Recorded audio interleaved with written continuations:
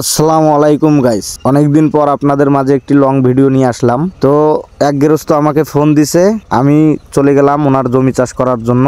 এসে এখানে দেখলাম ওনার জমিটা চিপায় পড়ে আছে। আসলে আমার মনে হয় উনি ঘুমের ট্যাবলেট খেয়ে ঘুমাইছিল, ঘুম ভাঙতে দেখছে সেজন শেষ, চারিদিকে জমি গাড়াগাড়ি শেষ, ওর জমি পড়ছে চিপায়। এখন অল্প একটু জমির জন্যে মানুষের এত বড় ক্ষতি করে যাওয়া কি সম্ভব? আমি ওনাকে বললাম, ভাই এত দূর রোয়া ভেঙ্গে যাওয়া যাবে না আপনার জমিতে, আপনি জমিতে পানি ঢুকাই গরুর হালটাল দিয়ে চাষ করি নেন। জমিওয়ালা আমাকে বললো সমস্যা নাই, আমি জমিওয়ালার সঙ্গে কথা বলছি। আসলে যখন আমি জমির গাড়ি নামাইছি তখন একটু বিশৃঙ্খলা হয়েছে, জমিওয়ালা এসে রাগারাগি করছে। তো ভাই দেখেন, বিষয়টা হইতেছে যে সময় রাস্তা ছিল জমিতে যাওয়ার ওই সময় চাষ করি নাই, সময়ের কাজ করে নাই, অসময়ে আসি টানাটানি হুড়াহুড়ি পাঁচরাপাস্তি। তো আমিও দিলাম নামায়া যে গাড়ি নামাই সকালে, দেখবো যা হবে কাল বিকালে। গাড়ি নামার পর নামাইলাম, চাষ করলাম, চাষ করে উঠে আসলাম। কিন্তু একটি বিষয়, সেটা হইতেছে যদি গৃহস্থরা একটু সচেতন হয় তাহলে কিন্তু আর এরকম ক্ষতি করা লাগে না। একটু সচেতন হলে আর কোনো সমস্যাই নেই।